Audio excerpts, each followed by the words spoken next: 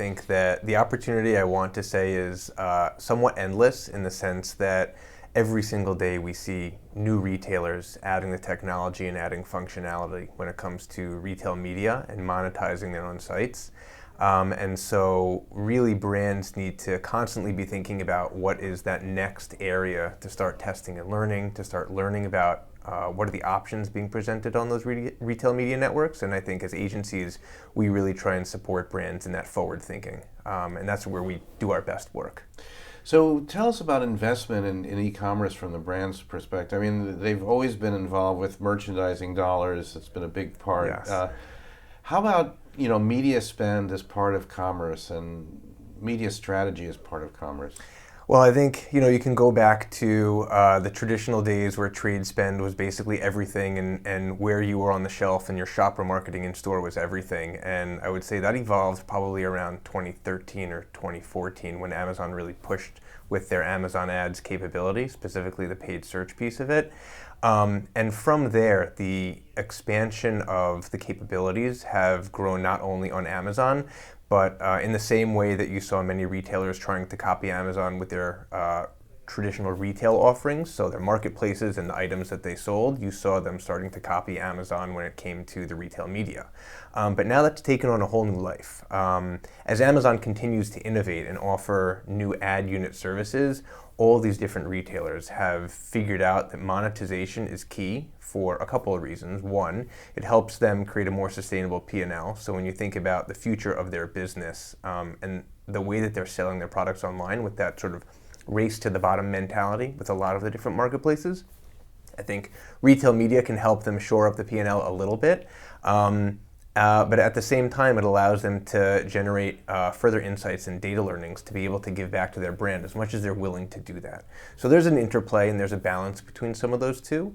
And I think that as it has evolved, we will continue to see growth, certainly over the next 3 to 5 years as it comes to retail media and retail media investment. And the strategy really has to depend on how are you balancing the consistency of message, creative, ad type in-store as well as online, and ensuring that whatever content you have on your package that sits on that shelf is the same content you have on that product page, is the same content that consumers are actually searching for. Because the way you start to get elevated within that organic, non-paid side is just as important as that paid side of the coin.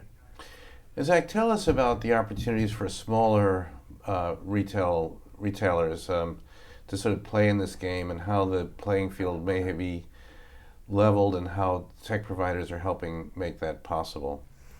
I think so. Tech providers are certainly creating the capability when it comes to serving ads on retailer sites. So the likes of Criteo, the likes of CitrusAd, the likes of some of these technology partners that can come in and support. And I think that, frankly, they're critical in enabling the continued growth of retail media, because without them, a lot of these organizations may not have the depth of talent or the depth of resources to build that homegrown retail media solution. And so Criteo, for example, having that plug-and-play capability is a huge asset that they offer into the marketplace for these retailers. Zach, we hear a lot about shoppable media and media as a platform. We covered Roku this week that's actually using the remote to buy stuff, and we hear a lot about what's happening with TikTok and Twitter, and YouTube has been very successful, and now the TV networks are getting into it. What are the opportunities for media to be shoppable, and where might that be going? I love this question. I love talking about live commerce and the opportunity of live commerce. I think TikTok has pushed it a little bit forward with the hashtag TikTok made me buy it and the different hashtag challenges that you're seeing on TikTok. But as has been the case somewhat with what we see in the Far East being a leading indicator for what is going to come to the West from an online commerce standpoint. Just this past year, Singles Day, I think, was over $60 billion in sales, which is a staggering number when it comes to live commerce shopping. And so we're seeing some of that start to happen in the U.S., but we're not seeing it grow as fast as it has been in the Far East. I'd like to say right now live commerce is where mobile was back in 2012. Everybody was talking about it. Everyone sort of saw that it was going to start to happen, but it hadn't yet materialized, although people were starting to test it, learn, figure out what are the right ways that consumer behavior will change as it related to mobile back then. And so now the same thing is happening when it comes to live commerce. Consumers are leaning in, consumers are interested, and certainly we know just based on TikTok and based on Facebook that social commerce or live commerce is there from a purchasing standpoint. It's just about what is going to be the incentive, the right incentive or the right functionality that sort of clicks to make that consumer behavior hit the total inflection point and create double-digit growth year over year.